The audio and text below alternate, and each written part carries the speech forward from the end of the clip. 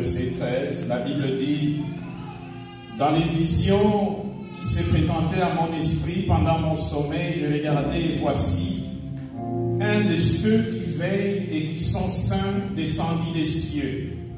Il cria avec force et parla ainsi, abattez l'arbre et coupez ses branches, secouez le feuillage et dispersez le fruit, que les bêtes fuient de dessus et les oiseaux du milieu de ses branches. Mais laissez en terre le tronc où se trouvent les racines, et liez-les avec le chêne de fer et d'airain parmi l'herbe de champ. Qu'il soit trempé de la rosée du ciel, et qu'il ait comme le bête l'herbe de la terre pour partage. Verset 19 jusqu'à 27. Alors Daniel, nommé Belthatsar, fut un moment stupéfait et ses pensées le troublaient. Le roi réprit et dit, Belthatsar, que le songe et l'explication ne te troublent pas. Et Belthatsar répondit, mon Seigneur, que le songe soit pour tes ennemis et son explication pour tes adversaires. L'arbre que tu as vu, qui était devenu grand et fort, dont la cime s'élevait jusqu'aux cieux et qu'on voyait de tout le point de la terre. Cet arbre, dont le feuillage était beau, le fruit abondant, qui portait de la nourriture pour tous, sous lesquels s'abritaient les bêtes de champ, et parmi les branches duquel les oiseaux du ciel faisaient leur demeure. C'est toi, ô roi, qui est devenu grand et fort, dont la grandeur s'est accrue et s'est élevée jusqu'aux cieux, et dont la domination s'étend jusqu'aux extrémités de la terre. Le roi a vu l'un de ceux qui veillent et qui sont saints descendre des cieux et dire, abattez l'arbre et détruisez-le, mais laissez en terre le tronc où se trouvent les racines, et liez-le avec le chêne de fer et d'airain parmi l'herbe de champ, qu'il soit trempé de la rosée du ciel, et que son partage soit avec le bête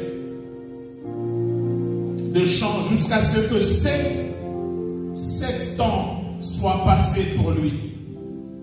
Voici l'explication, ô roi. Voici le décret du Très-Haut, qui s'accomplira sur mon Seigneur le roi. On te chassera du milieu des hommes. Tu auras ta demeure avec le bête de champ. Et l'on te donnera comme au bœuf de l'herbe à manger. Tu seras trempé de la rosée du ciel, et 7 ans passeront sur toi jusqu'à ce que tu saches que le Très-Haut domine sur les règnes des hommes et qu'il le donne à qui il lui plaît. L'ordre de laisser le tronc où se trouvent les racines de l'arbre signifie que ton royaume te restera quand tu reconnaîtras que c'est celui qui domine dans les cieux. C'est pourquoi, ô roi, puisse mon conseil te plaire, mets un terme à tes péchés en pratiquant la justice, et à tes iniquités en usant de compassion envers le malheureux, et ton bonheur pourra se prolonger. Amen. Alléluia. Amen. Que c'est la soirée. Alléluia.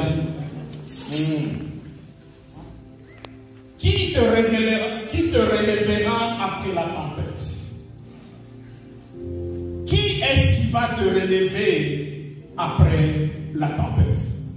Le texte que nous venons de lire, c'est la vision du roi Nebuchadnezzar.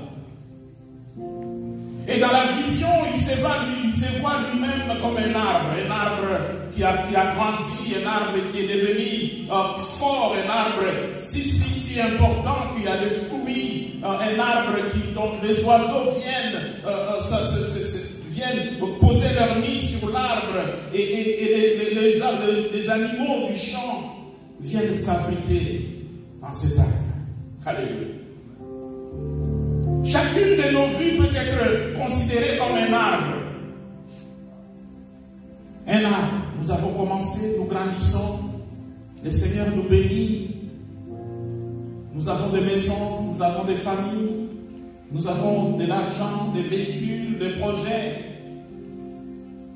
Même notre renommée s'agrandit tellement que dans certaines de nos familles, nous sommes devenus comme le pilier de la famille. Pasteur Patrick a donné le témoignage de cette sœur qui venait de perdre sa mère et qui dit sa maman était mon pilier. C'était elle. Elle est partie et je suis perdu. Certains d'entre nous, nous sommes devenus comme cet arbre.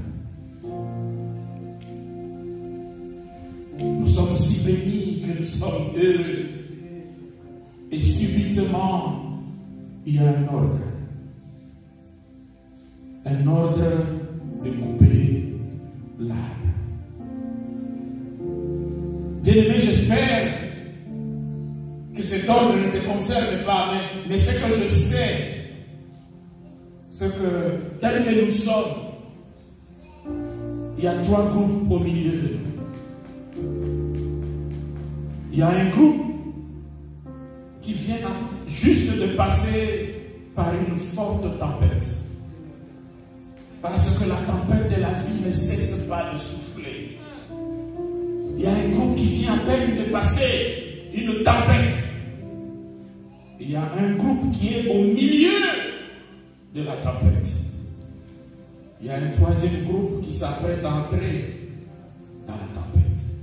Je ne sais pas dans quel groupe tu te trouves, mais la question que le Seigneur veut nous poser aujourd'hui, lorsque la tempête va passer, qui va te relever? Dans le cas de Nebuchadnezzar, la Bible dit, Dieu lui-même a donné un ordre pour que l'on garde le tronc. Oh. Parce que la tempête peut souffler, on peut couper l'arbre, on peut couper les branches, on peut enlever le fruit, mais aussi longtemps que le tronc demeure, tu vas te relever.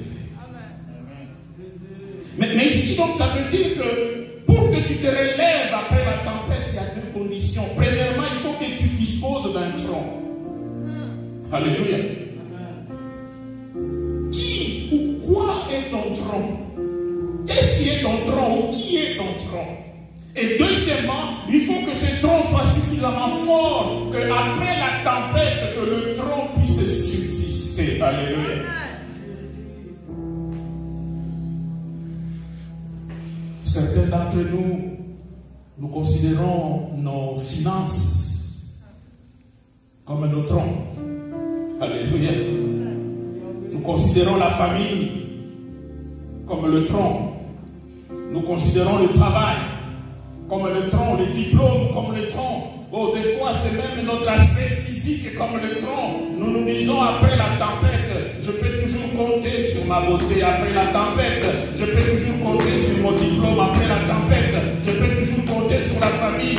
Oh, bien-aimé, aucune de ces choses n'est suffisamment forte pour résister à un certain niveau de tempête. Amen. Qui va te relever après la tempête? Nebuchadnezzar, c'est l'arrogance qui a amené Dieu à prendre la décision de le couper. C'est l'arrogance. Et lorsque vous lisez le texte, il semble qu'il y en a qui veillent. Il y a des anges qui veillent sur les affaires des hommes. Toi et moi, nous croyons que nous avions le contrôle de nos vies. Mais ce texte nous dit que nous n'en avons pas le contrôle. Il y a quelqu'un qui veille. Et à tout moment, il peut donner l'ordre que tu sois coupé. Alléluia. Il peut donner l'ordre que ce travail-là te soit retiré. Il peut donner l'ordre que cette relation-là te soit retirée. Il peut donner l'ordre que ces finances-là te soient retirées. Il peut donner l'ordre que cette santé te soit retirée. Bien-aimé, lorsque cet ordre est donné, que ces choses te sont retirées, qu'est-ce qui te reste de valeur? que tu peux utiliser pour te relever. Tu dis peut-être que Nebuchadnezzar, c'était son arrogance. Tu dis, frère John, moi, je ne suis pas dans le cas de Nebuchadnezzar. C'est son arrogance qui a poussé Dieu. Il faut attendre jusqu'à ce que tu parles au frère Job. Alléluia. Job, ce n'était pas son arrogance. Dieu dit de Job, avez-vous vu mon serviteur? Il n'y a point quelqu'un d'aussi intègre que lui. Ça, c'est le témoignage de Dieu pour Job. Alléluia. Mais pourtant, dans Job 1, verset 10 à 11, la Bible dit, c'est l'accusation de Job, de Satan contre Job. La Bible dit, c'est Satan qui parle. Ne l'as-tu pas protégé? Lui, sa maison et tout ce qui est à lui. Tu as béni l'œuvre de ses mains. Ses troupeaux couvrent le pays. Mais étends ta main, touche à ce qui lui appartient. Et je suis sûr qu'il te maudit en face. Dans le cas de Job, l'ordre de le dépouiller, l'ordre de le couper, n'est pas venu parce qu'il était arrogant. L'ordre est venu parce qu'il servait Dieu. Et en un instant, Job va perdre ses biens et ses enfants. Dans la première vague de tempête. La tempête a soufflé tellement que Job a perdu ses biens et ses enfants. Mais j'aime Job. Son identité n'était pas dans les enfants, n'était pas dans le bien. Parce que dans Job 1, 20 à 22, la Bible dit, alors Job s'éleva, déchira son manteau et se rasa la tête, puis se jetant par terre, il se prosterna et dit, je suis sorti nu du sein de ma mère, et nu je retournerai dans le sein de la terre. L'Éternel a donné et l'Éternel a ôté, que le nom de l'Éternel soit béni. Amen. Job a compris que le trou pour lui, l'Ikondi, comme on dit en lingala, ce n'était pas le bien qu'il avait. Ce n'était pas la renommée qu'il avait. L'Ikondi pour Job, c'était Dieu lui-même. Donc il pouvait dire, et la Bible dit au verset 22, en cela, Job ne pécha point et n'attribuant rien d'injuste à Dieu. Job a compris. Tu peux me retirer tout ce que tu veux. Mais laisse-moi Dieu. Alléluia. Laisse-moi Dieu. Parce qu'avec Dieu, oh mon Dieu, avec Dieu, même dans le désert, il le fera fleurir. Alléluia. David dit, il y a une chose que je désire, c'est rester dans la présence, dans la demeure de Dieu. Une seule chose que je désire. Dieu, il est énervé contre Israël et il dit à Moïse, je vous ai promis de vous envoyer à la terre promise, mais à cause de vos péchés, j'ai pris la décision d'envoyer un ange pour vous conduire là où coule le lait et le miel. Moïse dit, si tu ne pars pas avec nous, nous ne partirons pas d'ici. Il était dans le désert et Dieu dit à Moïse, je veux prendre un ange pour vous envoyer là où il y a la bénédiction. Moïse dit, pas question, je préfère être dans le désert avec Dieu que d'être là où il y a l'abondance sans Dieu. Qui te relèvera après la tempête. Alléluia. Et dans la deuxième vague de la tempête pour notre frère Job, Job 2, 3, à partir du verset 3 jusqu'à 5, la Bible dit, l'Éternel dit à Satan, parce qu'il est venu, Satan, bien aimé, quand tout ceci se passe, notre frère Job n'est pas au courant. Il n'est pas au courant de toutes les démarches du diable contre sa vie. Je ne sais pas quel est le dossier que le diable a contre toi. Et qu'il continue d'amener devant Dieu. La première vague est passée. Et puis Job revient. Non, Satan revient dans Job 2, à partir du verset 3. L'Éternel dit à Satan, as-tu remarqué mon serviteur Job? Il n'y a personne comme lui sur la terre. C'est un homme intègre, droit, craignant Dieu et se détournant du mal. Il demeure ferme dans son intégrité. Et tu m'excites à le perdre sans motif. Et Satan répondit à l'Éternel, peau pour peau. Tout ce que possède un homme, il le donne pour sa vie. Mais étant ta main, touche à ses os et à sa chair, et je suis sûr qu'il te maudit en face.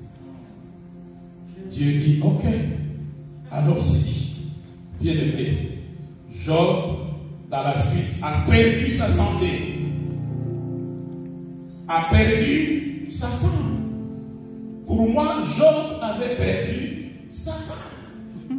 Parce que qu'est-ce que la femme lui dit dans Job 2, verset 9? Sa femme lui dit, tu demeures ferme dans ton intégrité. Maudit Dieu et meurs. Alléluia. Maudit Dieu et meurs. Pour cette femme-là, Job ne devait plus exister. Et elle avait raison pour une chose. Ce qu'on dit à Job, c'était Dieu. Pour le restaurer, Job avait besoin de Dieu. Si il avait maudit Dieu, Job n'allait pas être restauré. Amen. Alléluia. Amen. Et Job a perdu ses relations. Dans Job 19, 13 à 19, la Bible dit, il a éloigné de moi mes frères, et mes amis se sont détournés de moi. Je suis abandonné de mes proches. Je suis oublié de mes intimes. Je suis un étranger pour mes serviteurs et mes servantes. Je ne suis plus à leurs yeux qu'un inconnu. J'appelle mon serviteur et il ne répond pas. Je le supplie de ma bouche et c'est en vain. Mon humeur est en charge à ma femme et ma plainte au fils de mes entrailles. Je suis méprisé même des enfants. Si je m'élève, je reçois leurs insultes. Ceux que j'avais pour confidents m'ont en horreur. Ceux que j'aimais se sont tournés contre moi. Il y a un témoin ici. Lorsque ta vie est florissante,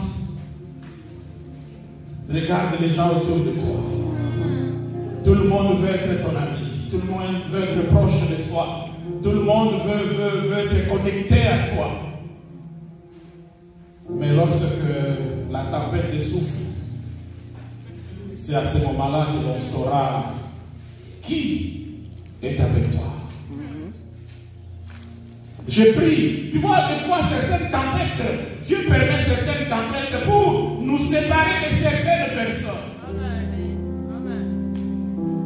C'est à ce moment-là que nous saurons qui est avec nous, qui est contre nous.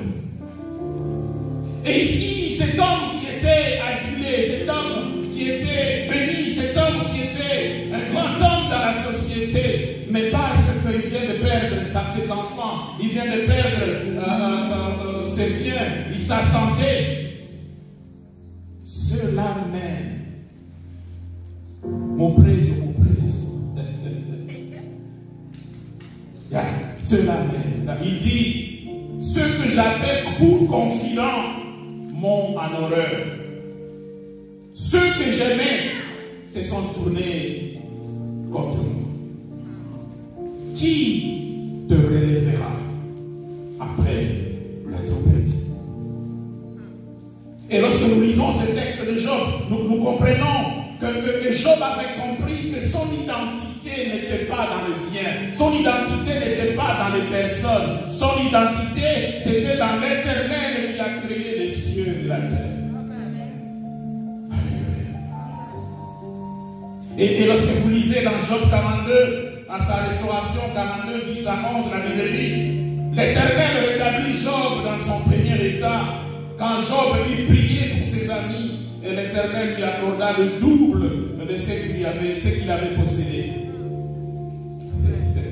Les frères, les sœurs, les anciens amis de Job vinrent tous lui rendre visite. Ils mangèrent avec lui dans sa maison. Ils les plaignirent et les consolaient de tous les malheurs que l'Éternel avait fait venir sur lui, et chacun lui donna un quesita et un anneau d'or. Il faut avoir la sagesse. Lorsque Dieu va te restaurer, il faut avoir la sagesse. Amen. De qui tu veux faire entrer dans ta vie. Amen. Tout ce ne vient pas pour te soutenir. Qui te relèvera? Je vais te faire une proposition bien-aimée. Laisse que Jésus-Christ soit le tronc pour toi. Amen. Tu n'as pas entendu. Laisse que Jésus-Christ soit le tronc pour toi, que ça ne soit pas ta mère, que ça ne soit pas ton père, que ça ne soit pas ton ami, que ça ne soit pas tes finances, que ça ne soit pas ton travail, que ça ne soit pas ta beauté, que ça ne soit pas ta santé, que ça ne soit pas ton diplôme. Parce qu'il y a un niveau de tempête et toutes ces choses-là ne peuvent pas résister. Amen. Dans Jean 15, verset 1 à 5, la Bible dit, je suis le vrai cep, je suis le vrai tronc, et mon Père est le vigneron.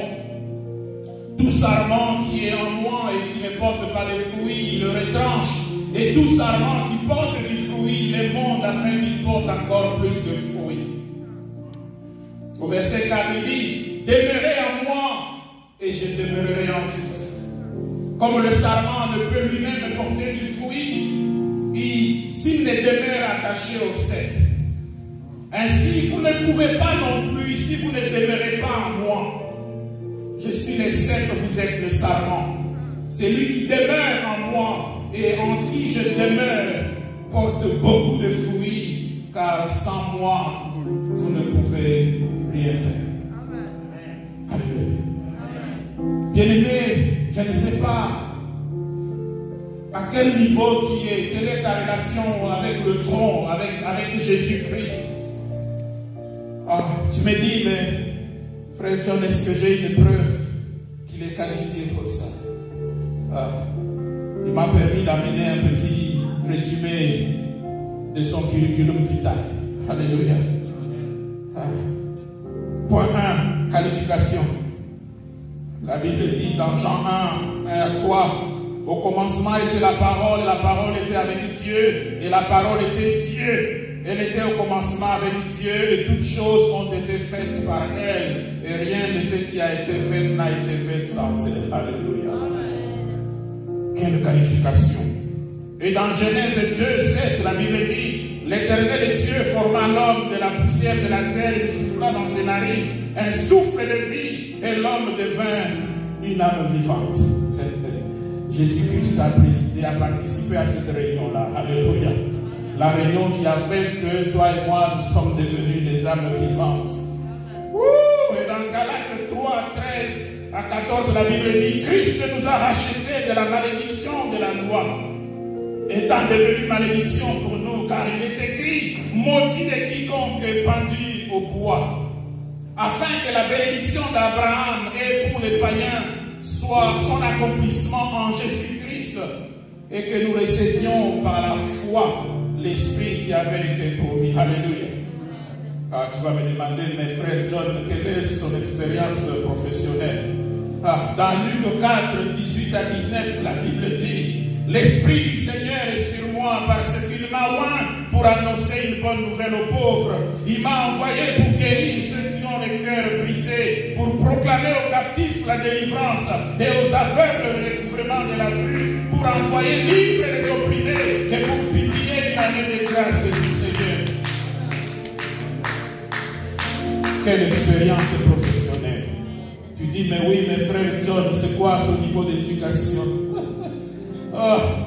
Dans Colossiens 2:3, la Bible dit que Jésus-Christ est le trésor dans lequel, et le mystère dans lequel sont cachés tous les trésors de la connaissance et de la sagesse. Alléluia. Tu dis, mais qu'est-ce qu'il a? Qu'allait-il de son accomplissement? Dans 2 Corinthiens 5, 15, la Bible dit qu'il est mort pour tous, afin que ceux qui vivent ne vivent plus pour eux-mêmes, mais pour celui qui est mort et ressuscité pour eux. Et dans Colossiens 2,15, il dit: il a dépouillé les dénominations et les autorités et les a livrées publiquement en spectacle, en triomphant d'elles sur la croix. Alléluia.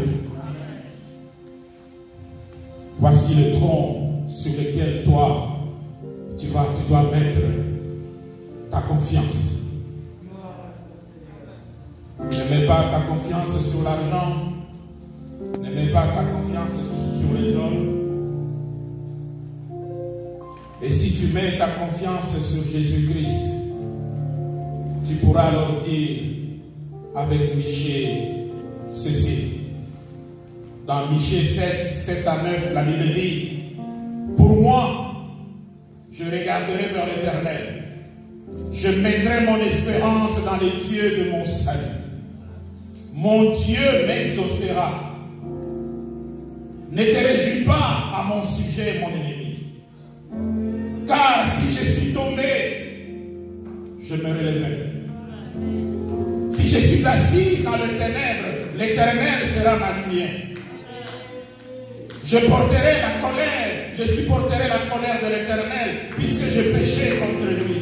Jusqu'à ce qu'il défende ma cause et me fasse droit, il me conduira à la lumière et je contemplerai sa justice. Alléluia. Lèvons-nous, nous allons prier.